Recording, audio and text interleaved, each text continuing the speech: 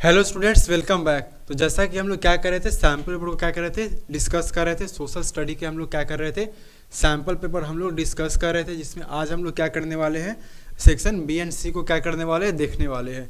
तो सबसे पहला हमारा क्वेश्चन सेक्शन बी में वेरी शॉर्ट आंसर्स, यानी कि जो बी सेक्शन बी में जो क्वेश्चन है बेसिकली कितने मार्क्स कैरी करेंगे, तो ईच क्वेश्चन क्या करेंगे, हमारे 2 मार्क्स को कैरी करेंगे। तो पहले क्वेश्चन हमारे question number 21, study the map thoroughly and mention the language that are dominantly present in Belgium. यानी कि बेसिकली क्या दिए गए, हमें यहाँ पर एक बेल्जियम के क्या दिए गए हैं, ये मैप दिए गए हैं ना। इस बेल्जियम के मैप में हमें क्या करने हैं, मैप को स्टडी करने हैं और हमें बताने हैं कि जो ज़्यादातर जो लैंग्वेजेस बोली जा रही थी वो कौन सी लैंग्वेज बेल्जियम के अंदर डोमिनेंटली थी, कौन सी लैंग्वेज बहुत ज़्यादा बेल्जियम के अंदर क्या हो रही थी, बोली जा रही थी। तो फॉर एग्जांपल हम लोग देखेंगे यहाँ पे मैप के थ्रू में क्या दिया गया है, मैप में अलग अलग हमें डायग्राम के थ्रू क्या गया है, समझाने की कोशिश की गई है कि बेल्जियम के अंदर आखिर क्या थी, कौन सी लैंग्वेज क्या थी, बहुत ज़्यादा क्या होते थे वहाँ पर लैंग्वेज बोले जाते थे। तो अगर हम लोग बात करते हैं बेल्जियम के बारे में, तो बेल्जियम में सबसे ज़्यादा लैंग्वेज बोली जाती थी वो कौन सी लैंग्वेज थी। तो यहाँ पर 2 अगर हम लोग लैंग्वेज की बात करते हैं, तो पहली लैंग्वेज थी जो बेल्जियम के अंदर डच है ना। डच क्या होती थी, बेल्जियम के अंदर में काफ़ी ज़्यादा बोली जाती थी। और जो सेकंड लैंग्वेज थी बेल्जियम के अंदर वो कौन सी थी, फ्रेंच। यानी कि जो 2 लैंग्वेज थी बेल्जियम के अंदर ये काफ़ी ज़्यादा क्या थी, डोमिनेंट थी। पहली थी हमारी डच लैंग्वेज एंड सेकंड कौन थी, फ्रेंच लैंग्वेज। तो बेसिकली इसका आंसर हमारा क्या हो जाएगा, डच एंड फ्रेंच। तो डच एंड फ्रेंच ये 2 लैंग्वेज थे जो बेल्जियम के अंदर क्या होते थे, बहुत ज़्यादा डोमिनेंटली तरीके से क्या हो रहे थे, बोले जाते थे उस टाइम पे। हम अपने नेक्स्ट क्वेश्चन को देखते हैं। नेक्स्ट क्वेश्चन हमारा है the most powerful weapon of the Spanish conqueror was not a conventional military weapon at all. Justify the above statement by giving 2 reasons. यानी कि पहला क्वेश्चन में क्या बोल रहे हैं कि जो बेसिकली जो स्पेनिश कॉन्करर थे, यानी कि जो स्पेनिश के जो आर्मीज वगैरह थी, उनका क्या था, उन्होंने जो अटैक किया था अमेरिका के ऊपर, वो बेसिकली क्या किया था, उन्होंने मिलिट्री वेपन का उन्होंने क्या किया था, यूज़ नहीं किया था। यानी कि किसी भी तरीके से उन्होंने क्या था, गोली बंदूक का यूज़ नहीं किया था। इसके बाद भी क्या हुआ था, उन्होंने उस वॉर को जीता था। तो इस स्टेटमेंट को हमें क्या करने हैं, जस्टिफाई करने हैं कि बिना गोली बंदूक यूज़ किए भी आखिर क्या हो गए थे, वो किस तरीके से क्या किया था, उन्होंने उस वॉर के अंदर क्या किया था, जीता था। तो सबसे पहले हम लोग देखेंगे जो स्पेनिश कॉन्करर थे उन्होंने अमेरिकन को क्या किया था, हराया था। किस चीज़ का यूज़ करके, तो जम्प्स यूज़ करके, ठीक है ना, जम्प्स वगैरह यूज जो बेसिकली इसके थे, स्मॉल पॉक्स है ना। स्मॉल पॉक्स इस तरह के क्या थे, कुछ वहाँ पर जम्प्स थे जिसका यूज़ करके क्या किया था, उन्होंने बेसिकली जम्प्स वगैरह यूज़ किया था, जिस कारण से क्या हो गए थे, वहाँ पर डिजीज़ क्या हो गए थे, डिजीज़ वहाँ पर क्या हुए थे, आपके डिजीज़ बहुत ज़्यादा क्या हुए थे, स्प्रेड हुए थे, है ना। डिजीज़ क्या हुए थे वहाँ पर, स्प्रेड हुए थे। यानी कि पहला रीज़न था कि उन्होंने क्या किया था, तो जर्म्स का यूज़ किया था किस, स्मॉल पॉक्स के, जिससे क्या हो गई थी, वहाँ की जो पॉपुलेशन थी वो काफ़ी ज़्यादा क्या हो गई थी, इनसे अफेक्ट हो गई थी। और जो सेकंड हमारा था वो बेसिकली क्या था, इम्यूनिटी का था। क्या था हमारा, इम्यूनिटी का। यानी कि जो अमेरिकन्स थे जो कि क्या थे, यहाँ पर आए थे, उनके अंदर क्या थी, इम्यूनिटी क्या थी, बहुत ज़्यादा डेवलप क्या थी, इम्यूनिटी उनके अंदर डेवलप बहुत ज़्यादा नहीं थी, जिस कारण से क्या हो गए थे, वो इस डिजीज़ से क्या हो गए थे, बहुत ज़्यादा अफेक्ट हो गए थे, जिस कारण से क्या होने लगे, बहुत ज़्यादा बीमार होने लगे। एंड उसी की रीज़न से क्या हो गई थी, तो स्पेनिश कॉन्करर ने क्या किया था, बिना किसी हथियार का यूज़ किए भी क्या हो गए थे, वो उस लड़ाई को क्या कर गए थे, जीत गए थे। क्योंकि बायोलॉजिकली क्या थे, वो इतने इम्यून नहीं थे कि वो क्या कर सकते हैं, इस डिजीज़ से क्या कर सकते हैं, फाइट कर सकते हैं। जिस रीज़न से क्या हुई थी कि वो लोग क्या हो चुके थे, स्पेनिश कॉन्करर ने बिना वेपन का यूज़ किए क्या गए थे, कहीं ना कहीं वो अमेरिकन्स को क्या कर रहे थे, तो कहीं ना कहीं वो अमेरिकन्स को हरा रहे थे। उनके ऊपर क्या किया था, उन्होंने अपने पावर को ओवरकम किया था, पावर को क्या किया था, ओवरकम किया था। तो पहले हमारा आंसर क्या, रीज़न क्या हो जाएंगे, तो पहला हमारा है जम्स, उन्होंने क्या किया था, स्मॉल पॉक्स के जम्स वगैरह को यूज़ किए थे। एंड सेकेंडली क्या था, वहाँ के जो नेटिव अमेरिकन्स थे वहाँ पे जो स्पेनिश से आए थे, वो बेसिकली क्या थे, तो वो बेसिकली क्या थे, उनके अंदर इन चीज़ों से लड़ने के लिए उनके बॉडी बायोलॉजिकली क्या थी, इम्यूनिटी उसमें उनके अंदर क्या था, डेवलप नहीं था, जिस कारण से वो क्या होने लगे, इससे बहुत ज़्यादा इफेक्ट होने लगे और क्या होने लगे, वो लोग बीमार होने लगे। नेक्स्ट हम लोग क्वेश्चन देखते हैं अपने। तो नेक्स्ट हमारी क्वेश्चन क्या बोलता है, traders and travellers introduce new crops to land they travel, substantiate this statement with an illustration, यानी कि हमें इसमें बताया कि जो ट्रेडर्स और ट्रैवलर्स जो बेसिकली होते हैं वो क्या करते हैं, वो न्यू क्रॉप्स को लेकर के क्या करते हैं, ट्रैवल करते हैं। तो इस स्टेटमेंट को हमें क्या करने हैं, तो इस स्टेटमेंट को हमें क्या करने हैं, जस्टिफाई करने हैं। तो ऐसा बिलीव किया जाता है कि बेसिकली क्या आते हैं, जो हमारे नूडल्स हैं, बेसिकली क्या है, जो हमारे नूडल्स हैं वो ट्रैवल करके बेसिकली क्या बन गए हैं, तो जो नूडल्स थे हमारे वो ट्रैवल करके क्या बन गए थे हमारे, तो जो नूडल्स थे हमारे वो ट्रैवल करके क्या बन गए थे, स्पैगेटी बन गए थे। क्या बन गए थे, स्पैगेटी बन गए थे, है ना। यानी कि सिंपली क्या होता है, जब ये ट्रैवलर्स क्या करते हैं, ट्रैवल करते हैं, तो जो बेसिकली फूड कल्चर होता है वो एक जगह से दूसरी जगह क्या करता है, ट्रैवल करता है, जिसके थ्रू न्यू क्रॉप्स क्या करते हैं, उस जगह पर क्या करते हैं, पहुंच पाते हैं। तो पहला हम लोगों ने एग्जांपल देखा हमारा स्पैगेटी का, और सेकंड हमारे जो कुछ ऐसे इंडियन फूड्स थे जो कि बेसिकली इंडिया और जापान के अंदर क्या थे, नोन थे ना। इंडिया और जापान के अंदर भी ऐसे बहुत सारे फूड्स थे जो दोनों ही जगह पर क्या करते थे, नोन थे, है ना। इंडिया एंड जापान के अंदर भी इस तरह के बहुत सारे क्या थे, फूड थे जो दोनों ही जगह पर क्या किए जाते, काफ़ी ज़्यादा फेमस थे, काफ़ी ज़्यादा नोन थे, है ना। और ऐसे हमारे बहुत सारे हमारे कॉमन फूड्स थे जिसमें हम लोग बात करते हैं किसकी, सोया की बात करते हैं हम लोग, है ना। स्वीट पोटैटोस की बात करते हैं, है ना। सोया की बात करते हैं हम लोग, स्वीट पोटैटोस की बात करते हैं, है ना। और भी हमारे अगर हम बात करते हैं तो टोमेटो वगैरह की बात करते हैं। तो इस तरह के हमारे क्या थे, बहुत ज़्यादा ऐसे फेमस क्या थे, हमारे फूड्स रहे हैं जो कि कहीं ना क्या किए हैं, ऑल ओवर द वर्ल्ड में क्या हुए हैं, ट्रैवल हुए हैं। तो कहीं ना कहीं क्या होता है, जो हमारे एनकेस्टर्स थे वो क्या थे, 5th सेंचुरी तक क्या करते थे, इनके बारे में वो अननोन थे। तो कहीं ना कहीं क्या मिलता है, फूड से हमें क्या मिलता है, क्योंकि जब भी ट्रैवलर्स क्या करते हैं तो कुछ ऐसे भी फूड्स वगैरह जिनसे बारे में हम क्या थे, नोन हम लोग नहीं थे। लेकिन जब कुछ क्या जो ट्रैवलर्स होते हैं तो कहीं ना कहीं क्या होता है, उनके साथ उनका फूड कल्चर वगैरह भी क्या करता है, कहीं ना कहीं क्या करता है, इधर उधर मूव करता है, अलग अलग कंट्रीज़ में क्या होता है, मूव करता है। जैसे फॉर एग्जांपल हम लोग बात करते हैं, जो नॉर्मली हम पिज़्ज़ा का एग्जांपल हम लोग लेते हैं, तो पिज़्ज़ा बेसिकली देखा जाए तो अभी के टाइम पे पिज़्ज़ा क्या था, तो पिज़्ज़ा एक फॉर्मली क्या है, हमारा एक इटालियन फूड है। लेकिन आज हम देखते हैं तो पिज़्ज़ा क्या ऑलमोस्ट एवरी कंट्री में क्या होता है, इसको कंज्यूम लोग इसको क्या करते हैं, खाते हैं। तो ये कहीं ना कहीं किस रीज़न के थ्रू होता है, तो कहीं ना कहीं जो हमारे ट्रेडर्स होते हैं, जो व्यापारी होते हैं, जो ट्रैवलर्स होते हैं, जब वो क्या करते हैं, वो एक कंट्री से दूसरे कंट्री क्या करते हैं, ट्रैवल करते हैं, तो कहीं ना कहीं क्या होता है, जो फूड वगैरह होते हैं वो भी क्या होते हैं, उन कल्चर का जो पार्ट होते हैं, तो कहीं ना कहीं वो चीज़ें भी क्या होती हैं, उनके साथ में ट्रैवल वगैरह होती हैं। नेक्स्ट हम अपने क्वेश्चन को देखते हैं। क्वेश्चन नंबर 23 क्या बोलते हैं, mister Palini is from Tamil Nadu, wishes to cultivate either tea or wheat, which one of the crops out of the two can be cultivated in his state, substantiate your answer with any two reasons। यानी यहाँ पे एक बात किया गया है, mister क्या है हमारे, एक मिस्टर पलनी क्या है, एक पर्सन है, तो उनके पास क्या है, दो ऑप्शन है, दो ऑप्शन उनके पास है कि इधर वो क्या कर सकते हैं, टी ग्रो कर सकते हैं, और क्या कर सकते हैं, वो व्हीट ग्रो कर सकते हैं। क्या कर सकते हैं, टी और व्हीट क्या कर सकते हैं, वो ग्रो कर सकते हैं। अब ये रहे कहाँ पे रहे हमारे, तो ये रहते हैं हमारे कहाँ पर, तो तमिलनाडु के अंदर में क्या करते हैं, ये रहते हैं। अगर हम इसमें एग्जांपल देखें तो इनको क्या करना है, दोनों में से क्या करना है, कोई एक क्रॉप्स क्या करना है, इनको चूज करना है। तो ये दोनों में से कौन से क्रॉप्स को चूज करेंगे, इसका हमें क्या देना है, आंसर देना है। तो अगर हम व्हीट की बात करें तो व्हीट हम लोग देखते हैं तो बेसिकली कहाँ पर फेमस है हमारे, तो जो व्हीट हमारे होते हैं वो हमारे यूपी में, हरियाणा में, है ना, कुछ इस स्टेट्स में, समटाइम बिहार में भी क्या होता है, कुछ रीजन में क्या होते हैं, ये काफ़ी ज़्यादा व्हीट क्या होते हैं, फेमस होते हैं। तो कहीं ना कहीं क्या करेंगे ये, तो टी को ही क्या करेंगे, ये चूज करेंगे, क्योंकि तमिलनाडु में क्या होता है, तो तमिलनाडु के अंदर, किसके अंदर, तमिलनाडु के अंदर टी क्रॉप्स का क्या होता है, काफ़ी टी क्रॉप्स वहाँ पर क्या हो पाएंगे हमारे, इजीली क्या हो पाएंगे, वहाँ पर टी क्रॉप्स हमारे इजीली क्या होंगे, ग्रो हो पाएंगे। क्योंकि क्या होती है हमारी, तो जो भी हमें ट्री को ग्रो करने के लिए क्या, जो भी फर्टाइल हमारे ड्रेन्ड, फर्टाइल क्या होते हैं हमारे, तो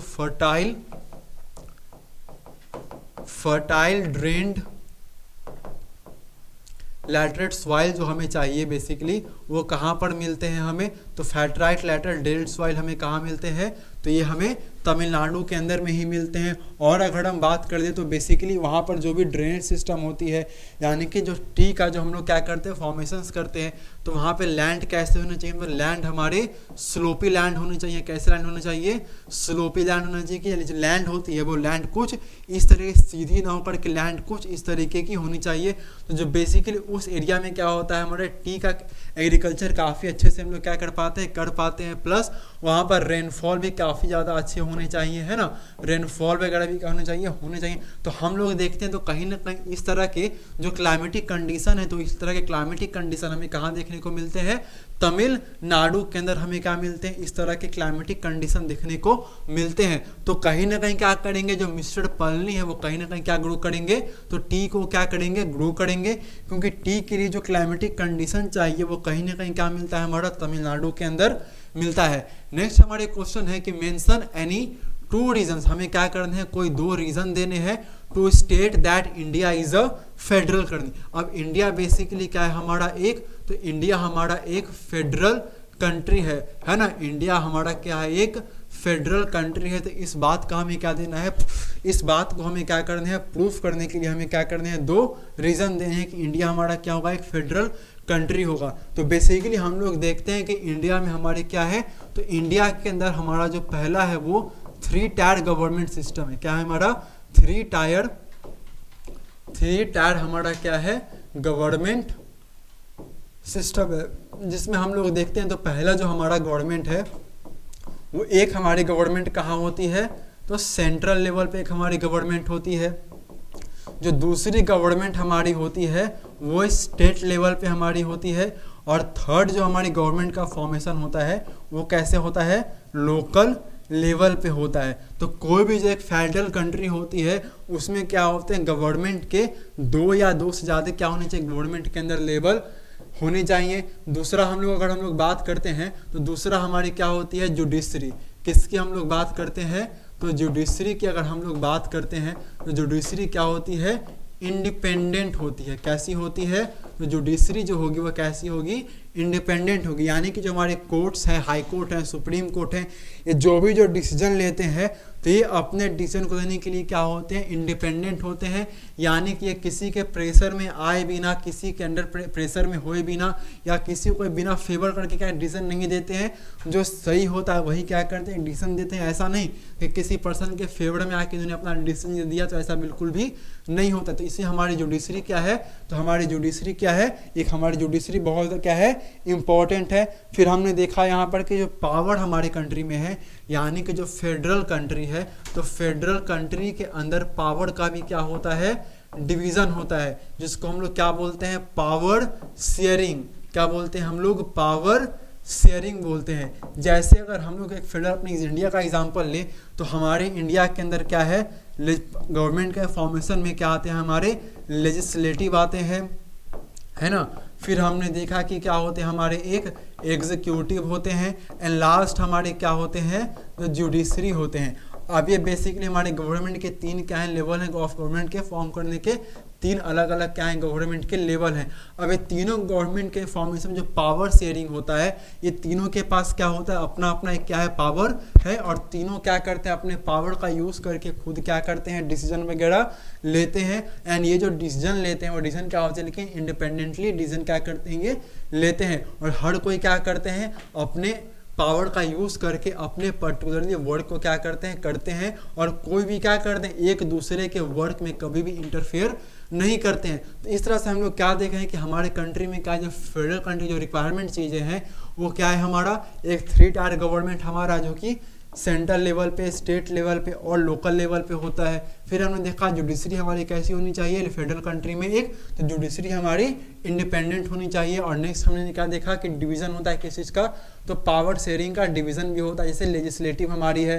एग्जीक्यूटिव है और जुडिशरी है, तो इनका भी क्या है, अपना अपना पावर क्या है, अलग अलग पावर इनका शेयर है। तो ये तीनों ही क्या करते हैं, अपने अलग अलग पावर में क्या करते हैं, काम करते हैं। नेक्स्ट हम लोग देंगे अपने क्वेश्चन को। तो नेक्स्ट हमारा जो क्वेश्चन है वो हमारा सेक्शन सी। इसमें हमें क्या देखने हैं, provide evidence to support the claim that print culture had a significant impact on the social lifes of women in India. यानी कि ये क्वेश्चन हमें क्या बता रहा है, तो ये क्वेश्चन हमें बोल रहा है कि बेसिकली कुछ हमें एविडेंस देने हैं कि जिससे क्या हो गया, जब इंडिया के अंदर क्या आया, जब प्रिंट कल्चर आया तो इंडिया के वुमेन्स में क्या गई, उनकी लाइफ सोशली क्या हुई, उससे इम्पैक्ट हुई, है ना। तो इन चीज़ों पे हमें देखना है कि क्या इसके रीजंस थे, है ना। उस रीजंस को हमें क्या करने हैं, कुछ एविडेंस बताने हैं कि आखिर कौन से ऐसे एविडेंस है जिससे हमें ये पता चले कि प्रिंट कल्चर के इंडिया में आने से वहाँ के इंडियन की जो वुमेन्स थी उनका लाइफ सोशली क्या हुआ, इन चीज़ों से इम्पैक्ट हुआ। तो सबसे पहले हमने देखा कि जब प्रिंट कल्चर इंडिया के अंदर क्या हुई थी, तो जो भी हमारी क्या थी, जो प्रिंट कल्चर का जो राइज हुआ था, क्या हुआ था, जो प्रिंट कल्चर का हमारे इंडिया के अंदर क्या हुआ है, राइज हुआ है ना। जो हम बात करते हैं अगर प्रिंट कल्चर का इंडिया के अंदर जो राइज हुआ था वो 19th सेंचुरी के अंडर क्या हुआ है, 19th सेंचुरी में क्या हुआ है, प्रिंट कल्चर का इंडिया के अंदर क्या हुआ है, राइज हुआ है। अब जैसे ही क्या हो गया, प्रिंट कल्चर का इंडिया के अंदर राइज हुआ, तो इंडिया के अंदर प्रिंट कल्चर के राइज होने से बेसिकली क्या, वहाँ के जो वुमेन्स थी तो कहीं ना कहीं उन्होंने क्या किया, वो चीज़ें पढ़ने में क्या हुई, उन्होंने क्या क्या चीज़ों को रीड करना क्या किया, स्टार्ट किया। क्या क्या उन्होंने रीड करना स्टार्ट किया। जब वो उन्होंने रीड करना स्टार्ट किया तो उनको क्या पता चली, तो उनको इन्फॉर्मेशन मिला, है ना। तो बेसिकली उनको क्या मिली, तो उनको अवेकनिंग मिला, नॉलेज मिला, क्या हुआ, वो अवेकनिंग हुए, है ना, जागरूक हुए, उनको क्या मिला, नॉलेज मिला, है ना। क्या मिला उनको, नॉलेज मिला, सोसाइटी की क्या हुई, उनको थोड़ी बहुत नॉलेज मिली, जिस कारण से उन्होंने भी क्या किया, तो हमारी सोसाइटी को क्या किया, तो वुमेन्स ने भी इंडिया के अंदर सोसाइटी को क्या किया, समझना कहीं ना कहीं क्या किया, शुरू किया। अब जब उन्होंने क्या किया, शुरू किया, तो जो बेसिकली क्योंकि वो क्या कर रही थी, तो उस टाइम पे जो हमारे क्या थे, मैगजीन्स थे, है ना। फिर हम बात करते हैं न्यूज़ पेपर की, तो उन्होंने इस तरह की चीज़ों का क्या किया, जब प्रिंट कल्चर के आने के बाद से वुमेन्स ने इन चीज़ों को क्या किया, रीड करना स्टार्ट किया। तो जिससे कहीं ना कहीं क्या हुआ, उनको क्या मिला, तो अवेकनिंग, जागरूक हुए सोसाइटी के बारे में, उनको क्या मिला, सोसाइटी किस तरीके से काम करती है ना, उनको क्या हुई, इन चीज़ों के बारे में क्या मिली, उनको नॉलेज मिली। जिससे कुछ ऐसे भी उस टाइम पे जो लोग थे, जैसे कि हम लोग बात करते हैं तो कुछ लिबरल्स पीपल थे, क्या थे, जो लिबरल्स यानी कि जो थोड़ी बहुत छूट देते थे, ऐसे पीपल उन्होंने क्या किया, तो उन्होंने अपनी वाइफ को क्या किया, पढ़ाना लिखाना क्या किया, स्टार्ट किया। कुछ क्या करती थी, घर के अंदर पढ़ाई करती थी, तो कुछ क्या करते थे, मेन वगैरह क्या करते थे, उन्हें स्कूल्स वगैरह भी क्या करते थे, पढ़ने लिखने के लिए क्या करते थे, भेजते थे। तो हम कहीं ना कहीं क्या देख रहे हैं, इस कारण से क्या हो रहा है, तो कहीं ना कहीं उनका लाइफ क्या हो रहा है, सोशली उनके लाइफ पे क्या पड़ रहा है, इम्पैक्ट पड़ रहा है, एक पॉजिटिव तरीके से क्या हो रहा है, उनका लाइफ इम्पैक्ट पड़ रहा है, क्योंकि वो क्या कर रहे हैं, पढ़ना लिखना क्या कर रहे हैं, शुरू कर।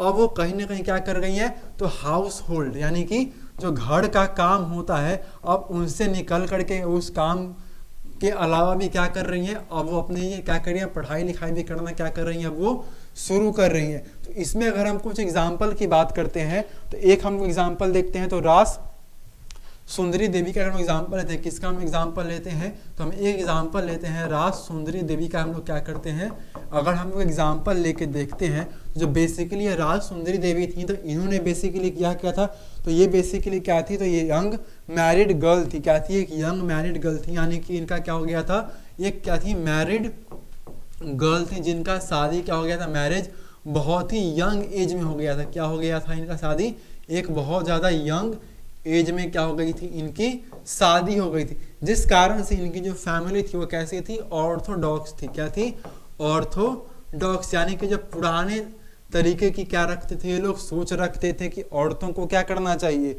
काम वगैरह, औरतों को ज़्यादातर क्या करना चाहिए, घर का काम करना चाहिए, है ना, उनको पढ़ाई लिखाई वगैरह नहीं करना चाहिए। ऐसा कौन मानते थे, तो रास सुंदरी देवी के जो फैमिली के लोग थे, जो क्या थे, ऑर्थोडॉक्स थे, यानी कि जो पुरानी परंपरा, जो पुरानी जो सोच थी, तो कहीं ना कहीं उन चीज़ों को क्या करते थे, बहुत ज़्यादा इन लोग मानते थे। तो इनका ऐसा मानना था कि जो औरतें होती हैं उनको पढ़ाई लिखाई नहीं करना चाहिए, उनको क्या रखना चाहिए, घर का काम वाम काज करो, और किचन के अंदर ज़्यादातर उनको क्या रखो, घर को, कि बस वो घर का काम वगैरह क्या करे, बस इतना ही क्या होता है, औरतों का काम होता है। तो कहीं ना कहीं जब ये चीज़ें क्या किया, इन्होंने पढ़ना लिखना क्या किया, शुरू किया, जब इनको क्या लगी चीज़ों के बारे में, जब इनको क्या मिला, मालूम चला, तो इन्होंने क्या लिखा, तो इन्होंने अपनी क्या लिखी, एक बायोग्राफी लिखी एंड रोट हर बायोग्राफी, इन्होंने क्या लिखा, एक अपनी बायोग्राफी लिखी जिसका नाम था अमर जीवन। क्या लिखा था, तो इन्होंने अपनी एक क्या लिखी थी, बायोग्राफी लिखी थी जिसका नेम था अमर जीवन। क्या था, इनके बायोग्राफी का नेम था। और इसके लिए बेसिकली करती क्या थी, तो अपनी इन्होंने क्या लिखी थी, एक ऑटो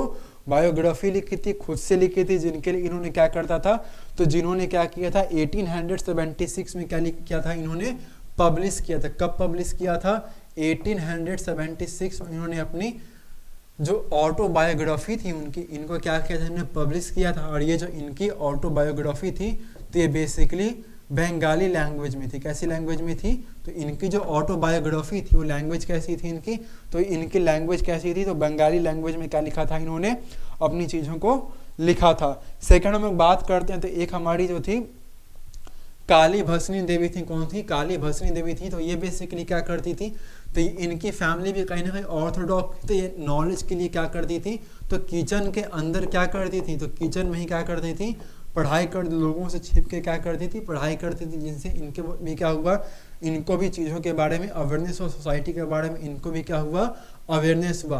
तो हम कहीं ना कहीं क्या देख रहे हैं कि प्रिंट कल्चर के इंडिया में आने से क्या हो गया, वुमेन के अंदर इसका इम्पैक्ट क्या हो गया, बहुत ज़्यादा वुमेन के अंदर क्या हुआ, इन चीज़ों का इम्पैक्ट हुआ, जिससे कहीं ना कहीं क्या करने लगी, उनको नॉलेज मिली सोसाइटी वगैरह के बारे में, जिसमें कहीं ना कहीं उन्होंने भी क्या किया, पढ़ना लिखना क्या किया, अपना स्टार्ट किया, है ना।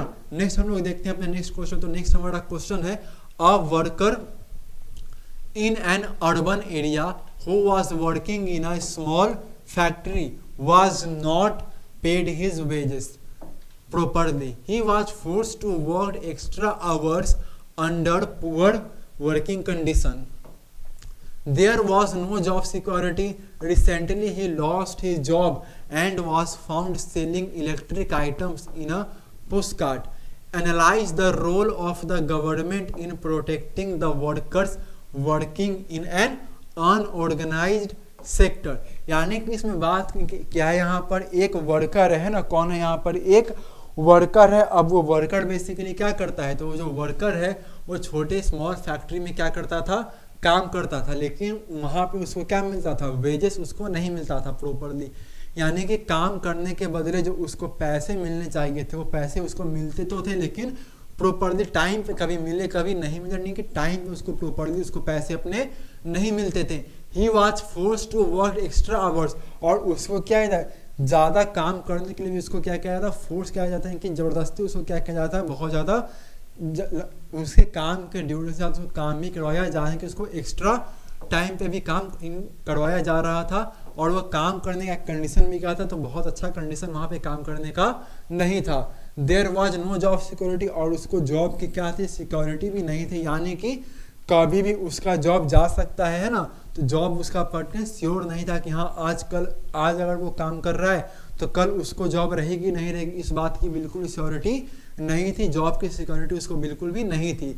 रिसेंटली ही lost his job and was found selling electric items in a pushcart. और रिसेंटली क्या हो गया, हाल फिलहाल में ही क्या हो गया है, तो हाल फिलहाल के अंदर में ही क्या हो गया, उसका जॉब क्या हो गया है, उसने अपने जॉब को खो दिया, यानी कि उसको नौकरी से क्या कर दिया गया है, निकाल दिया गया है। और अब वो क्या कर रहा है, तो अब बेसिकली वो इलेक्ट्रिक अप्लायंसेस, जितने भी इलेक्ट्रिकल आइटम्स होते हैं, उसको भी क्या कर रहा है, बाहर ठेले वेले पर क्या कर रहा है, बेच रहा है। तो ये बेसिकली हमें बताएगा प्रश्न। तो इसमें हमें क्या देखना है, तो इसमें हम देखेंगे कि analyse the role of government. तो इसमें क्या है, गवर्नमेंट का क्या रोल है, कि वो क्या करेंगे, वर्कर्स, ऐसे वर्कर्स जो कि कहाँ पर वर्क कर रहे हैं, अनऑर्गेनाइज सेक्टर में, कहाँ पर वर्क कर रहे हैं, तो ऐसे लोग जो अनऑर्गेनाइज सेक्टर में क्या कर रहे हैं, वर्क कर रहे हैं, तो गवर्नमेंट का क्या रोल होगा उन वर्कर्स के लिए गवर्नमेंट क्या कर सकती है, काम कर सकती है कि उनके कंडीशन को क्या किया जाए, तो गवर्नमेंट क्या करे, उनके कंडीशन को क्या करे,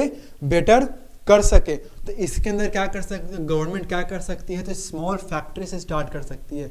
क्या कर सकते हैं गवर्नमेंट, तो गवर्नमेंट स्मॉल फैक्ट्रीज क्या कर सकती है, सेटअप कर सकती है, जिससे इन लोगों को क्या मिल सके, तो जिससे इन लोगों को एम्प्लॉयमेंट मिल सके, क्या मिल सके, इन लोगों को एम्प्लॉयमेंट क्या हो सके, मिल सके। यानी कि सबसे पहला काम गवर्नमेंट क्या कर सकती है, तो गवर्नमेंट सबसे जो पहला काम कर सकती है वो ये कर सकती है कि गवर्नमेंट क्या कर सकती है, स्मॉल फैक्ट्रीज क्या कर सकती है, ओपन कर सकती है ना। गवर्नमेंट उसको ओपन करेगी, लेकिन जो स्मॉल फैक्ट्रीज अगर गवर्नमेंट खुद से ओपन करेगी तो ठीक है, लेकिन अगर कोई पर्सन क्या कर रहे हैं, फैक्ट्रीज को ओपन कर रहे हैं, तो फैक्ट्रीज कैसी होनी चाहिए, तो वो फैक्ट्रीज कैसी होनी चाहिए, रजिस्टर्ड होनी चाहिए। यानी कि फैक्ट्री कैसी होनी चाहिए, आपकी फैक्ट्री रजिस्टर्ड होनी चाहिए, जिससे क्या हो सके, उनकी जॉब कभी भी जाने की क्या हो सके, कंडीशन नहीं हो सके।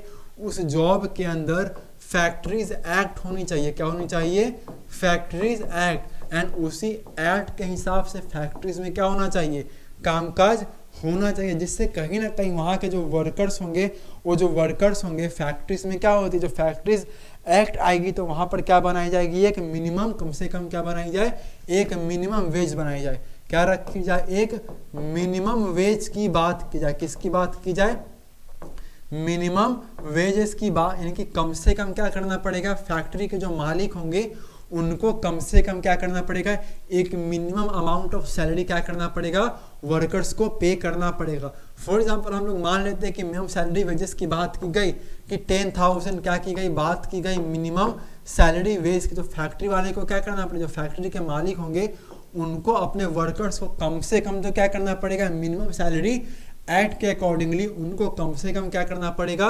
10,000 का वेतन अगर फिक्स किया गया है तो उनको मिनिमम सैलरी एक्ट के अकॉर्डिंगली कम से कम क्या करना पड़ेगा, 10,000 पैसा उनको क्या करना पड़ेगा, देना ही पड़ेगा। दूसरी क्या कर सकती गवर्नमेंट, तो गवर्नमेंट क्या कर सकती, जो अनएम्प्लॉयड लोग हैं, गवर्नमेंट क्या कर सकती है, जो अनएम्प्लॉयड क्या है, जो बेसिकली हमारे सोसाइटी में जो अनएम्प्लॉयड लोग यानी कि ऐसे लोग जो बेरोजगार हैं, गवर्नमेंट क्या कर सकती है, उनको प्रोवाइड कर सकती है। क्या, तो गवर्नमेंट उनको लोन्स क्या कर सकती है, प्रोवाइड कर सकती है, जिससे कहीं ना कहीं क्या कर सकेंगे, जो अनएम्प्लॉयड पर्सन होंगे, जो अनएम्प्लॉयड लोग होंगे, वो कहीं ना कहीं क्या कर पाएंगे, कुछ अपना काम भी क्या कर पाए, शुरू कर पाए। तो जिससे क्या होगी, तो कहीं ना कहीं उनकी कंडीशन क्या होने वाली है, बेटर होने वाली है।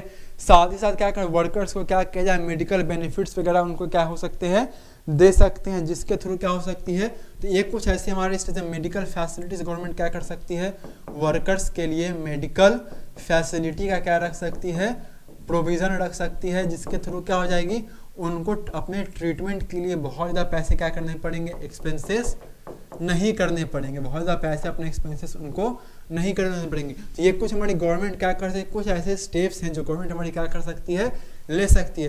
पहला क्या कर सकती है, जो स्मॉल फैक्ट्रीज होंगी गवर्नमेंट क्या कर दे, उनको कंपलसरी कर दे।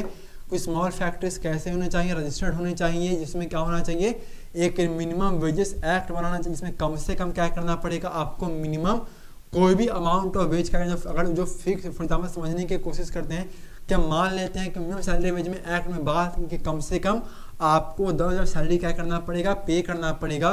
तो सैलरी हमारी जब हमारी फैक्ट्री रजिस्टर्ड होगी, जब मिनिमम सैलरी वेजेस एक्ट काम करेंगे, तो कम से कम क्या करना पड़ेगा उनको, फिर उस कंडीशन में 10,000 सैलरी कम से कम उनको क्या करना पड़ेगा, देना पड़ेगा। दूसरी गवर्नमेंट क्या कर सकती है, जो अनएम्प्लॉयड लोग हैं उनको क्या कर सकती है, लोन्स वगैरह प्रोवाइड कर सकते हैं, जिससे कहीं ना कहीं क्या करेंगे, वो अपना कुछ क्या कर सके, काम को क्या कर पाए, वो शुरू कर पाए। सारा क्या कर सकते हैं गवर्नमेंट, उन वर्कर्स को मेडिकल फैसिलिटी प्रोवाइड कर सकती है, जिससे कहीं ना कहीं क्या होगा, उनका जो एक्सपेंसेस होगा वो कहीं ना कहीं क्या होगा, कम होगा। तो कुछ ऐसे स्टेप जो गवर्नमेंट क्या कर सकती है, वर्कर्स जो काम करते हैं अनऑर्गेनाइज्ड सेक्टर में, तो इस तरीके से गवर्नमेंट कहीं ना कहीं क्या कर सकती है, उनको प्रोटेक्ट कर सकती है। नेक्स्ट हमारे क्वेश्चन है, मिस्टर पवन क्या है, mister Pawan a village head, mister Pawan क्या है, एक विलेज यानी गांव के एक मुखिया है, हेड है, wanted to create more job opportunities to increase the income of the people of his village under MNREGA act. क्या है हमारे MNREGA act, suggest any 3 activities so that Mr. Pawan could initiate in his village। अब यहाँ पे बात की, जो mister पवन का गांव के एक हेड है, तो वो क्या करना चाहते हैं, तो वहाँ पे क्या लोगों को ज़्यादा ज़्यादा क्या करना चाहते हैं, वो रोजगार वगैरह देना चाहते हैं, किसके अंडर में, तो वो मनरेगा एक्ट के अंदर में क्या करना चाहते हैं, लोगों को ज़्यादा से ज़्यादा क्या करना चाहते हैं, काम देना चाहते हैं, उनको रोजगार देना चाहते हैं। तो ऐसे कौन से क्या कर सकते हैं, 3 तरीके अपना सकते हैं, 3 कौन से ऐसे स्टेप्स ले सकते हैं जिसके थ्रू लोगों को ज़्यादा से ज़्यादा क्या मिल सके, काम मिल सके। तो पहले हम समझेंगे हमें ना मनरेगा बेसिकली होती क्या है, हमारी क्या है, हमारी मनरेगा हमारी होती क्या है। तो बेसिकली मनरेगा हमारा क्या है, Mahatma Gandhi national rural employment guarantee act होता है हमारा, जिसके अंदर गवर्नमेंट क्या करती है, तो 1 साल के अंदर गवर्नमेंट क्या करती है, 1 साल के अंदर 100 डेज का यानी 100 डेज का क्या करती है, लोगों को वो क्या करती है, काम को क्या करती है, प्रोवाइड करवाती है। और गवर्नमेंट अगर किसी भी रीजन से लोगों को साल के अंदर यानी कि 1 साल के अंदर 100 दिन का काम उनको प्रोवाइड न करवा पाए तो सरकार क्या करती है, उनको क्या करती है, एक कंपनसेशन देती है, क्या करती है, सब्सिडी कंपनसेशन, यानी कि वो काम नहीं भी करवाते हैं, अगर मान लीजिए किसी भी कारण सरकार क्या कर पाती है, मनरेगा के अकॉर्डिंगली लोगों को अगर वो 100 दिन का काम नहीं दे पाती है तो जितने फिर भी वो क्या करेगी, 100 दिन के हिसाब से उनको पैसे जोड़ करके क्या करेगी, सरकार देगी। जैसे समझने की कोशिश हम लोग मान लेते हैं कि एक क्या है, हमारा एक पर्सन है, इसने मनरेगा एक्ट के थ्रू क्या किया, कार्ड बनवाया है, जिसको सरकार ने क्या किया है, 1 साल के अंदर 50 डेज ही क्या किया, सरकार ने इसको काम करवाया है। तो क्योंकि सरकार ने इस मनरेगा एक्ट में लिखा है कि 1 साल के अंदर आपको कम से कम सरकार क्या देगी, 100 दिन का काम देगी, तो सरकार ने इसको काम दिया सिर्फ और सिर्फ 50 दिन का। तो अब सरकार इसको क्या करेगी, 50 दिन जो काम नहीं भी दी है तो बाकी के 50 दिन का पैसा सरकार क्या करेगी, इसको फिर भी क्या करेगी, जोड़ करके देगी। तो मनरेगा एक्ट के अकॉर्डिंगली क्या किया मिस्टर पवन ने ये चीज़ों को डिसाइड किया है कि वो लोगों को ज़्यादा क्या एम्प्लॉयमेंट देना चाहते हैं, तो कौन से ऐसे 3 क्या करेंगे, स्टेप्स लेंगे, 3 ऐसे कौन से एक्टिविटीज़ वो करवाएंगे जिससे क्या हो सके, लोगों को जो एम्प्लॉयमेंट ज़्यादा मिल सके। तो पहला हम लोग देखें, गांव के अंदर क्या होते हैं, हमारे लेक होते हैं, है ना, पॉन्ड्स वगैरह होते हैं ना, तालाब झरने होते हैं, झील होते हैं। तो सरकार तो पहले क्या कर सकती है, इनको ये काम दे सकते हैं कि आप क्या करो, लेक और पॉन्ड जो है उनको क्या करो, आप क्लीन करो, है ना, लेक और पॉन्ड को क्या करो, आप क्लीन करो, जिससे क्या हो जाएगा, लेक पॉन्ड को जब हम लोग क्या करेंगे, साफ कर लेंगे, क्लीन करेंगे, तो इससे हम लोग क्या कर सकते हैं, इस पानी से कहीं ना कहीं हम लोग क्या कर सकते हैं, इरिगेशन कर सकते हैं, क्या कर सकते हैं, इरिगेशन, यानी कि जो खेतों को हम लोग सिंचाई करते हैं, खेतों से जो पानी पहुंचाते हैं क्रॉप्स को उगाने के लिए, हम लोग इस पानी का क्या कर सकते हैं, यूज कर सकते हैं। तो पहला काम तो सरकार क्या कर सकती है, मिस्टर पवन क्या कर सकते हैं, तो लेक और पॉन्ड को क्या कर सकते हैं, साफ करवा सकते हैं। साथ ही साथ हम लोग देखें गांव के अंदर भी क्या होते हैं, रूट्स वगैरह बनाने की बात आ गई, है ना, विलेज रोड बनाने की बात आ गई। तो ये काम क्या कर सकते, जो विलेज का जो रोड बनेगा, जो रोड की क्या होगी, कहीं ना कहीं रोड का हम लोग क्या करेंगे, जो कंस्ट्रक्शन करेंगे, तो कहीं ना कहीं क्या कर सकते हैं, रोड के कंस्ट्रक्शन में, जो विलेज का जो रोड बनेगा उसके कंस्ट्रक्शन में कहीं ना कहीं क्या कर सकते हैं, लोगों को ये जॉब क्या कर सकते हैं, दे सकते हैं, जिससे क्या होगा, रोड भी बन जाएगा गांव का और इन लोगों को क्या मिलेगा, जॉब भी मिल पाएगी, इनको क्या मिल पाएगी, एम्प्लॉयमेंट भी क्या हो पाएगी, इनको मिल पाएगी। साथ ही साथ क्या कर सकते हैं, क्योंकि हमने देखा था कोऑपरेटिव क्या कर सकते हैं, कोऑपरेटिव मिल्क सोसाइटी बना सकते हैं, है ना, कोऑपरेटिव मिल्क सोसाइटी बना सकते हैं। इसमें क्या होगा, तो ये क्या कर सकते हैं, तो कोऑपरेटिव सभी लोग क्या कर सकते हैं कि मिल्क, क्योंकि गांव में हमने देखा है कि गांव में करीब करीब सभी लोगों के पास क्या होती है, जानवर वगैरह, सभी लोग कभी ना कभी क्या करते हैं, गांव वगैरह में रखते हैं, तो उनके पास क्या होता है, प्लेटफॉर्म नहीं होता कि अपना मिल्क को कहाँ पर सेल करे। तो इस तरह का कोऑपरेटिव मिल्क सोसाइटी पार्लर बना करके क्या कर सकते हैं, वो यहाँ पर लोग क्या कर सकते हैं, लोग अपने मिल्क को यहाँ पर क्या कर सकते हैं, लोग यहाँ पर अपने मिल्क को क्या कर सकते हैं, बेच सकते हैं, जिससे कहीं ना कहीं क्या होगा, जब वो मिल्क अपना सेल करेंगे तो कहीं ना कहीं उनके पास क्या आएगा, उनके पास मनी क्या होगा, जनरेट होगा। तो ये 3 काम क्या कर सकते हैं मिस्टर पवन, ये कुछ 3 एक्टिविटीज कर सकते हैं। पहला, लोगों को क्या कर सकते हैं, लेक पॉन्ड साफ करने के काम में लगा सकते हैं। दूसरा, जिससे क्या होगा, वहाँ का पानी साफ होगा लेक और पॉन्ड का, तो जिससे क्या होगा हम लोग उस पानी का यूज़ करके इरिगेशन क्या कर सकते हैं, एग्रीकल्चर के लिए कर सकते, उस पानी को खेत तक पहुँचा के खेती भी क्या कर सकते हैं लोग कर सकते हैं। दूसरा क्या कर सकते हैं, गांव में जो रोड वगैरह बनेंगे उनको क्या कर सकते हैं, वहाँ पर काम दे सकते हैं, जिससे कहीं ना कहीं क्या होगा उनको जॉब भी मिल पाएगी और लोगों का क्या हो जाएगा, गांव का रोड भी क्या होगा बन के हमारा तैयार हो जाएगा। और क्या कर सकते हैं, कोऑपरेटिव मिल्क सोसाइटी को खोल सकते हैं, यानी कि एक मिल्क बूथ बना सकते हैं, यानी मिल्क सोसाइटी बना सकते हैं, जहाँ पर सभी लोग क्या करेंगे, आ करके अपने मिल्क को क्या करेंगे लोग वहाँ पर सेल करेंगे। सारे कंस्ट्रक्शन की अगर हम बात करें, कंस्ट्रक्शन वर्क, यानी कि गांव में हमने देखा कि जो कंस्ट्रक्शन की जो काम होती है तो कहीं ना कहीं उनको कंस्ट्रक्शन वर्क भी क्या किया जा सकता है, दिया जा सकता है लोगों को। तो कुछ इस तरीके के काम होंगे जो मिस्टर भगवान क्या कर सकते हैं, ये कुछ ऐसी एक्टिविटीज़ हैं जो मिस्टर भगवान क्या कर सकते हैं, करके अपने लोगों के लिए क्या कर सकते हैं, ज़्यादा से ज़्यादा क्या कर सकते हैं, जॉब अपॉर्चुनिटी क्या कर सकते हैं, क्रिएट कर सकते हैं। नेक्स्ट हम लोग देखते हैं, तो नेक्स्ट हमारे क्वेश्चन है, agriculture give boost to the industrial sector, यानी कि एग्रीकल्चर से क्या होता है, हमारा इंडस्ट्री सेक्टर जो होता है वो क्या होता है, बूस्ट होता है। Justify the statement with any 3 relevant points, यानी कि जो स्टेटमेंट क्या बोल रहा है कि जो एग्रीकल्चर जो खेती से क्या होता है, जो हमारा इंडस्ट्री सेक्टर यानी जो मैन्युफैक्चरिंग सेक्टर है वो भी क्या होता है, बहुत ज़्यादा बढ़ता है। तो इसमें हमें पॉइंट्स में क्या करना है, 3 इस स्टेटमेंट को हमें रिलेवेंट बनाने के लिए हमें क्या करने, कुछ 3 पॉइंट्स बताने हैं, जिससे ये प्रूफ हो जाए कि जो हमारा एग्रीकल्चर है वो क्या करता है, हमारे इंडस्ट्रियल सेक्टर को क्या देता है, बूस्ट देता है। तो इसमें हम लोग सबसे पहला अगर हम लोग देखते हैं तो सबसे पहले हम लोग बात किसके बारे में करेंगे, रॉ मटेरियल के बारे में बात करेंगे। सबसे पहला हम लोग बात किसके बारे में करेंगे, तो जो सबसे पहला हम लोग बात करेंगे वो हो जाएगी हमारी रॉ मटेरियल, यानी कि कोई भी इंडस्ट्री क्या करती है, मैन्युफैक्चरिंग करेगी, तो मैन्युफैक्चरिंग करने के लिए क्या चाहिए, उसके पास कहीं ना कहीं क्या होना चाहिए, एक रॉ मटेरियल होना चाहिए। तो जब उसके पास रॉ मनी कच्चा माल जब तक उसके पास नहीं होगा, क्या होगा, जब तक उसके पास कच्चा माल नहीं होगा वो उसको क्या कर पाएंगे, प्रोसेस नहीं कर पाएंगे। और मैन्युफैक्चरिंग इंडस्ट्री जब तक प्रोसेस नहीं कर पाएंगे वो किसी सामान को क्या कर पाएंगे, नया बना नहीं पाएंगे। तो सबसे पहला तो पॉइंट क्या हो गया हमारा, तो जो इंडस्ट्रियल सेक्टर हमारा किस पे डिपेंड करता है, तो वो अपने रॉ मटेरियल के लिए किस पे डिपेंड करता है, एग्रीकल्चर पे ही क्या करता है, डिपेंड करता है। फिर मैं इस एग्जांपल समझने की बात, फॉर एग्जाम्पल हम लोग जो चिप्स खाते हैं, कौन सा हम लोग खाते हैं, अगर हम लोग जो चिप्स कंज्यूम करते हैं, जो खाने, जैसे हम लोग मान लीजिए लेस का हमारा एक चिप्स आता है, तो अगर हम लेस को चिप्स को खा रहे हैं तो चिप्स कहीं ना कहीं क्या होता है, आलू से बनता है।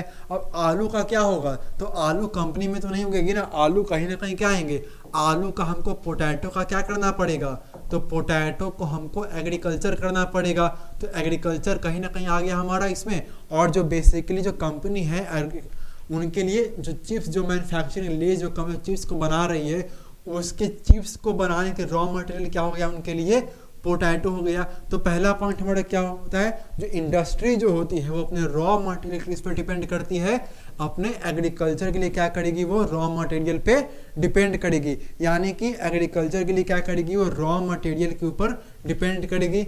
दूसरा पॉइंट हम लेंगे, तो दूसरा पॉइंट हमारा हो जाएगा किस चीज का, तो दूसरा पॉइंट होता है हमारा मार्केट एक्सपेंशन का। किसका एग्जांपल लेंगे हम लोग, मार्केट एक्सपेंशन का। और मार्केट एक्सपेंशन तो बेसिकली है हमारा कि मार्केट एक्सपेंशन में क्या होता है, तो मार्केट एक्सपेंशन के हम लोग देखते हैं तो मार्केट में क्या होता है, इंडस्ट्रियल प्रोडक्ट्स क्या होते हैं हमें बहुत ज़्यादा देखने को मिलते हैं। जैसे हम लोग बात करते हैं मशीन का एग्जांपल ले लेते हैं हम लोग, किसका एग्जांपल हम लोग लेते हैं, मशीन का।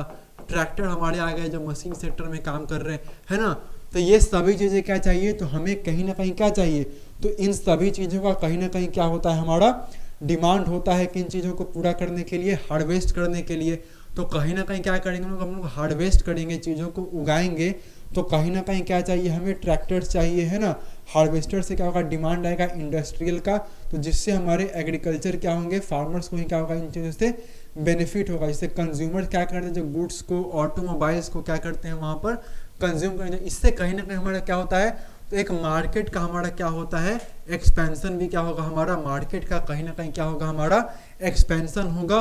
और लास्ट क्या होंगे हमारे, कहीं ना कहीं क्या होंगे, हमारे एम्प्लॉयमेंट जनरेट होंगे। क्या होंगे हमारे एम्प्लॉयमेंट क्या होंगे हमारे जनरेट होंगे, क्या होंगे एम्प्लॉयमेंट हमारे जनरेट होंगे। अब जो एम्प्लॉयमेंट जनरेट होंगे तो एम्प्लॉयमेंट जनरेट क्या होगा, अब क्योंकि एग्रीकल्चर में क्या होता है लेबर हमें रिक्वायरमेंट होती है, एग्रीकल्चर के अंदर हमें क्या होती है, तो एग्रीकल्चर के अंदर हमें लेबर की रिक्वायरमेंट होती है। अब क्योंकि रॉ मटेरियल अगर हमको बहुत ज़्यादा चाहिए होगा तो एग्रीकल्चर हमें क्या करना पड़ेगा, काफ़ी बड़े लेवल पे हमको क्या करना पड़ेगा, एग्रीकल्चर करना पड़ेगा, जिससे हमें लेबर की डिमांड क्या हो जाएगी हमारी, तो जो लेबर की डिमांड है वो लेबर की डिमांड क्या होगी, बढ़ जाएगी। और जब मैन्युफैक्चरिंग में क्या हो जाएगा, मैन्युफैक्चरिंग सेक्टर में जब क्या होगा, प्रोसेसिंग का काम बहुत ज़्यादा होगा, मैन्युफैक्चरिंग काम बहुत ज़्यादा होगा, तो इंडस्ट्री के अंदर भी क्या चाहिए हमें, तो इंडस्ट्री के अंदर भी हमें क्या चाहिए, लेबर्स वगैरह काम करने के लिए चाहिए। तो इससे कहीं ना कहीं क्या होगा, हमारा एम्प्लॉयमेंट भी क्या होता है, हमारा जनरेट होता है, कहीं ना कहीं क्या होगा हमारा, इससे एम्प्लॉयमेंट भी क्या होता है, जनरेट होता है। अब जब एम्प्लॉयमेंट जनरेट की बात करेंगे तो हम लोग तो कहीं ना कहीं क्या होगा, अब बेसिकली क्या होगा यहाँ पे, तो हमारे 3 पॉइंट्स कौन कौन से हो गए, तो पहला पॉइंट हमारा हो गया रॉ मटेरियल का, है ना, यानी कि जो इंडस्ट्रियल सेक्टर है वो अपने रॉ मटेरियल के लिए किस पे डिपेंड करता है, तो अपने वो रॉ मटेरियल के लिए एग्रीकल्चर पे डिपेंड करता है। दूसरा क्या होता है, एग्रीकल्चर से मार्केट का एक्सपेंशन भी होता है, क्योंकि अब जब इंडस्ट्री लगेगी तो इंडस्ट्री जब हम लोग रॉ मटेरियल पहुंचेगा तो इंडस्ट्री में क्या चाहिए, तो इंडस्ट्री को चलाने के लिए अलग अलग मशीन्स चाहिए, है ना, तो उन मशीन्स को ऑपरेट करने के लिए क्या होगा, तो मशीन्स ऑपरेट करने के लिए कहाँ से आएंगी, तो जब तक हम लोग क्या करेंगे, रॉ मटेरियल नहीं देंगे उनको, तब तक क्या हो पाएगा, मशीनरी का एक्सपेंशन नहीं होगा, मार्केट एक्सपेंड नहीं करेगा। तो ये पहला सेकंड पॉइंट हमारा हो गया। और जो लास्ट पॉइंट हमारा है तो उससे कहीं ना कहीं क्या होगा हमारा, तो एम्प्लॉयमेंट क्या होगा हमारा, काफ़ी ज़्यादा जनरेट होगा। तो ये 3 ऐसे पॉइंट्स हैं जो बेसिकली किसको सपोर्ट करते हैं हमारे, तो ये 3 ऐसे पॉइंट ये हमें प्रूफ करते हैं कि एग्रीकल्चर से क्या होता है, तो एग्रीकल्चर से कहीं ना कहीं क्या होता है हमारा, तो एग्रीकल्चर से जो हमारा इंडस्ट्री सेक्टर है वो कहीं ना कहीं क्या होता है, बूस्टअप होता है। नेक्स्ट हमारे हैं the Indian constitution provides 3 list to distribute the legislative power state any 2 subjects that are included in the union list, in which list the subject education is included and why। यानी कि हमें बात किया गया कि जो हमारा कॉन्स्टिट्यूशन है, कौन है हमारा, तो जो हमारा क्या है कॉन्स्टिट्यूशन है वो बेसिकली क्या करता है, तो हमारा जो कॉन्स्टिट्यूशन है वो जो प्रिंसिपल पे काम करता है, तो उसमें क्या आते हैं हमारे जो लेजिस्लेटिव के जो पावर है उन पावर को 3 अलग अलग सब्जेक्ट में क्या क्या क्लासीफाई किया गया है। जो हमारा सबसे पहला पावर है हमारा वो सेंटर लिस्ट, क्या है हमारा, सेंटर लिस्ट हमारा है। सेकंड हमारे हैं स्टेट लिस्ट, सेकंड कौन आते हैं हमारे, स्टेट लिस्ट आते हैं, है ना। और थर्ड हमारे कौन से आते हैं, तो थर्ड हमारे जो होते हैं वो हमारे कॉन्करेंट लिस्ट होते हैं। कौन से होते हैं हमारे, कॉन्करेंट लिस्ट होते हैं।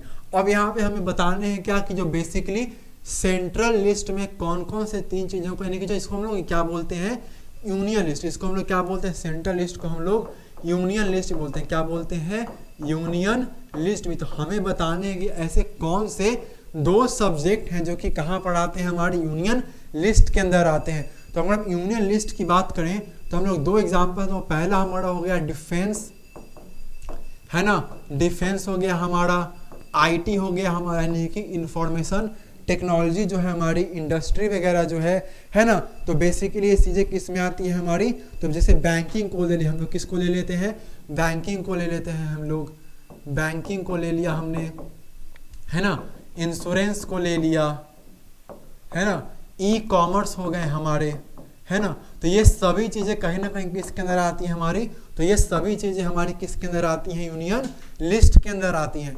यानी कि यूनियन लिस्ट में ऐसे सब्जेक्ट्स आते हैं जिस पे लॉ बनाने का पावर सिर्फ और सिर्फ किसके पास होता है, तो इस पे लॉ बनाने का पावर सिर्फ और सिर्फ सेंट्रल गवर्नमेंट के पास होगा। किसके पास होगा, सेंट्रल गवर्नमेंट के पास क्या होता है, इसके ऊपर लॉ बनाने का अधिकार है, लॉ बनाने का राइट होता है।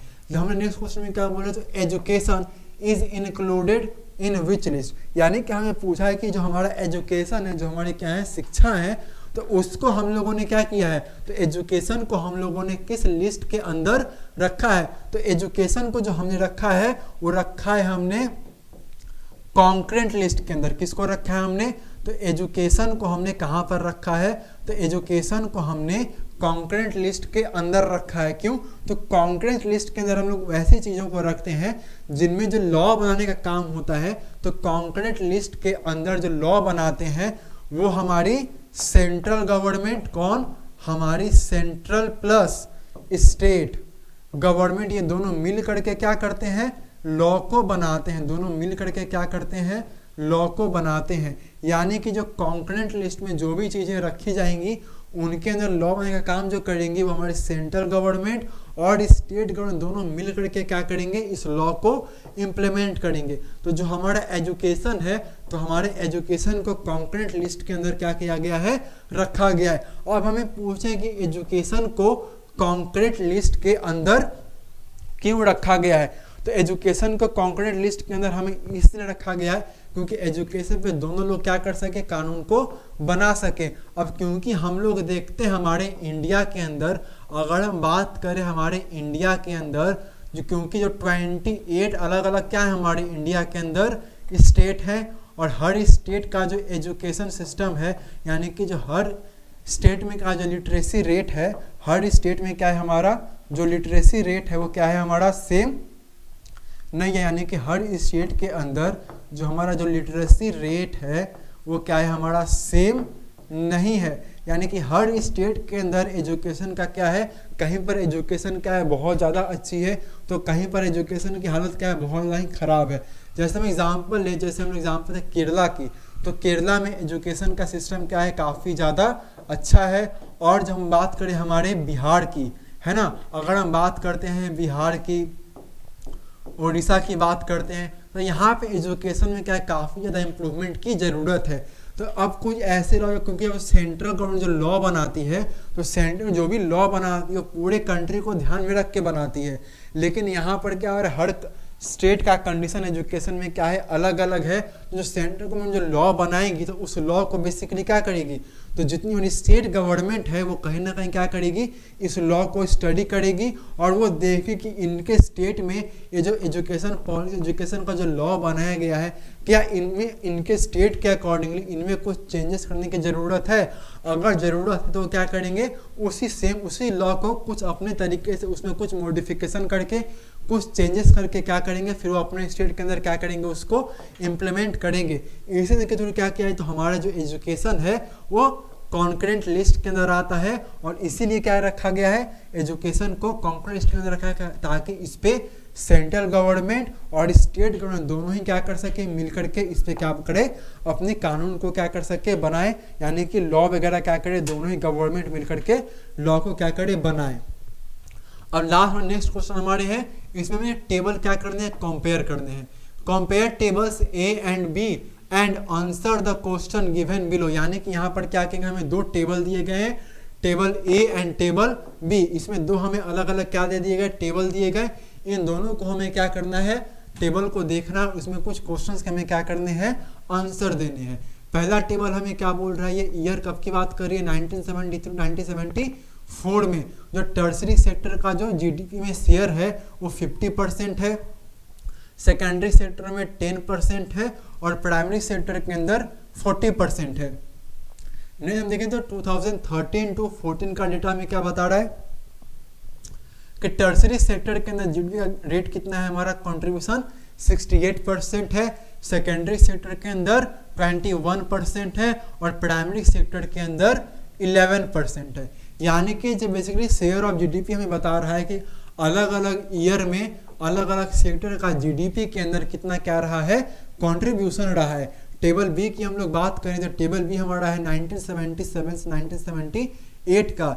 इसमें जो हमारा टर्सरी सेक्टर का जो ग्रोथ है हमारा 18% कंट्रीब्यूशन है, सेकेंडरी का हमारा 11% है और प्राइमरी का क्या है हमारा 71% है ना।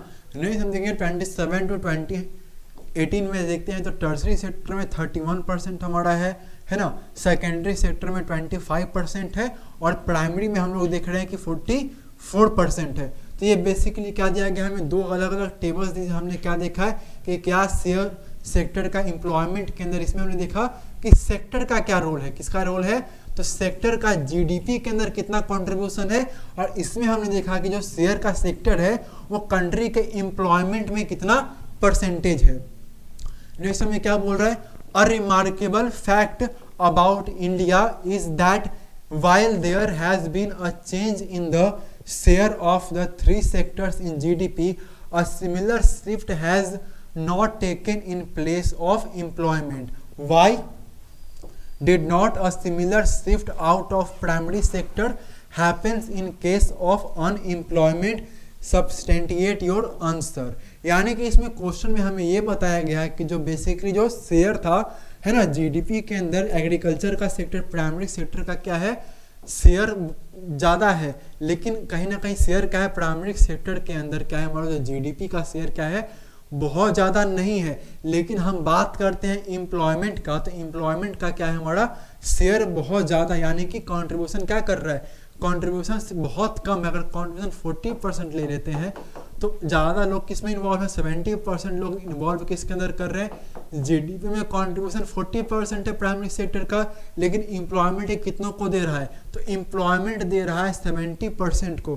तो ये बेसिकली देखेंगे हम लोग क्या कहीं बैलेंस नहीं है, सिमिलर नहीं है। जिस तरह सिमिलर शिफ्ट आया हमारा सेक्टर में, उस सिमिलर शिफ्ट क्या है हमारा एम्प्लॉयमेंट के अंदर नहीं है। तो इसका क्या रीजन है ना, उसको हम लोग क्या करने वाले हैं, अपने देखने वाले हैं, है ना। तो इसमें क्या रीजन हमारा है, इसको हम लोग क्या करेंगे, देखने वाले हैं। तो इसमें हम लोग सबसे पहला पॉइंट ये देखेंगे, जो एग्रीकल्चर होते हैं, तो एग्रीकल्चर में हमें क्या देने, कुछ प्रॉब्लम्स देखने को मिलती है। पहला क्या होता है, तो कुछ अलग अलग तरह के हमें क्या देखने को मिलते हैं, अनएम्प्लॉयमेंट देखने को मिलते हैं। क्या देखने को मिलते हैं, अनएम्प्लॉयमेंट क्या होते हैं, हमें एग्रीकल्चर के अंदर देखने को मिलते हैं। जो कहीं ना कहीं हमें एक देखेंगे सीजनल अनएम्प्लॉयमेंट, क्या देखेंगे हम लोग, सीजनल अनएम्प्लॉयमेंट देखते हैं हम लोग, क्या देखते हैं, सीजनल अनएम्प्लॉयमेंट देखते हैं। दूसरा हम लोग देखते हैं डिसगाइज्ड, क्या देखते हैं हम लोग, डिसगाइज्ड अनएम्प्लॉयमेंट। क्या होते हैं वो, डिसगाइज्ड अनएम्प्लॉयमेंट। यानी कि दो ये बहुत बड़े अनएम्प्लॉयमेंट रीजन है जो कि क्या करते हैं, हमारे कहीं ना कहीं क्या करते हैं, बेसिकली जो कंट्रीब्यूशन हमारा है प्राइमरी सेक्टर का एम्प्लॉयमेंट वो बहुत ज़्यादा होता है जिस कारण से। लेकिन अगर हम जीडीपी के सेक्टर में शेयर की बात करें तो बहुत ज़्यादा क्या हो जाता है, कम हो जाता है। तो इसके पीछे दो जो सबसे बड़ा रीज़न हम लोग देखते हैं, तो सबसे पहला बड़ा रीज़न क्या हो जाता है हमारा अनएम्प्लॉयमेंट। एक बहुत इसमें दो तरह के अनएम्प्लॉयमेंट हमें देखने को मिलते हैं। पहला हमें देखने को सीजनल अनएम्प्लॉयमेंट देखने को मिलता है, और दूसरा डिसगाइज्ड अनएम्प्लॉयमेंट।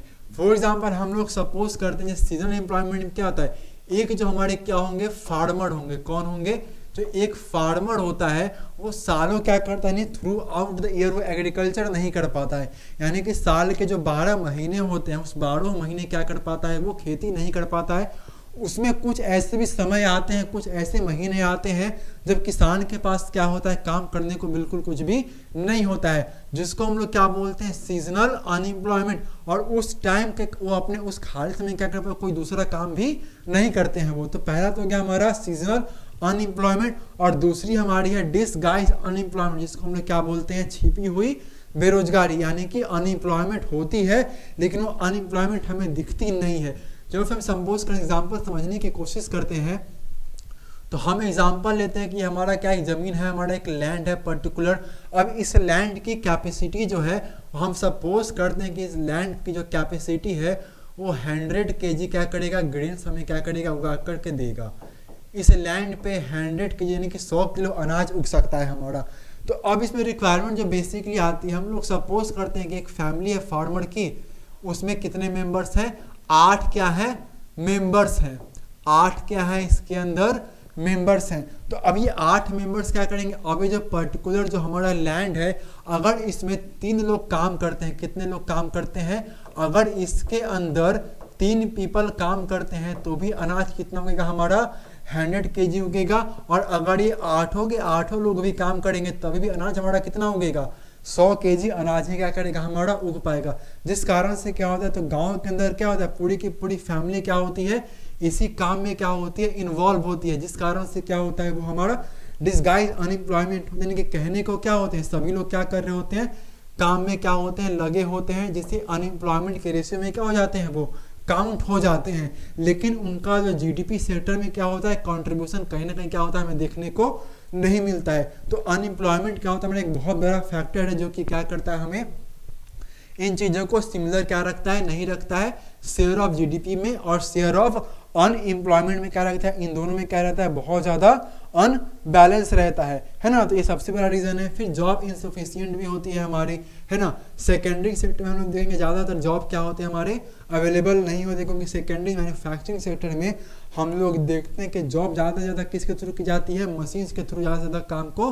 किया जाता है, जहाँ पे लोगों की रिक्वायरमेंट क्या होती है, वहाँ पर कम होती है। तो ये कहीं ना कहीं क्या करते हैं, हमें शो करते हैं कि कंट्रीब्यूशन क्या होता है हमारा, अगर प्राइमरी क्या सेक्टर में जीडीपी का क्या कंट्रीब्यूशन बहुत कम है, लेकिन अनएम्प्लॉयमेंट का रेशियो क्या कर जाता है, बहुत ज़्यादा चला जाता है। लेकिन अनएम्प्लॉयमेंट, ये बेसिकली एम्प्लॉयमेंट क्या होता है, कहीं ना कहीं सक्सेस हमारा नहीं होता है, क्योंकि जहाँ पे कम लोगों को भी काम करके क्या कर सकते हैं, एम्प्लॉयमेंट को जनरेट किया जा सकता है, सेम एग्रीकल्चर किया जा सकता है, वहीं पर क्या होता है, ज़्यादा से ज़्यादा लोग क्या होते हैं, उसी काम में क्या होते हैं, डिस्गाइज अनएम्प्लॉयमेंट के थ्रू क्या होते हैं, ज़्यादा से ज़्यादा लोग क्या होते हैं, उस काम को करने के लिए क्या होते हैं, वहाँ पर इन्वॉल्व होते हैं, है ना। तो इसके थ्रू क्या हम लोग ने समझा, तो बेसिकली कुछ टेबल्स है जिसके थ्रू हम लोग क्या देखा कि आखिर क्या ऐसे रीज़न है जिसके थ्रू क्या होता है, हमारा देखने को हमें क्या मिलता है, सिमिलर शिफ्ट हमें देखने को नहीं मिलता है, किसमें, तो शेयर ऑफ सेक्टर जीडीपी में और शेयर ऑफ सेक्टर अनएम्प्लॉयमेंट के परसेंटेज में हमें शेयर देखने को हमें नहीं मिलता है।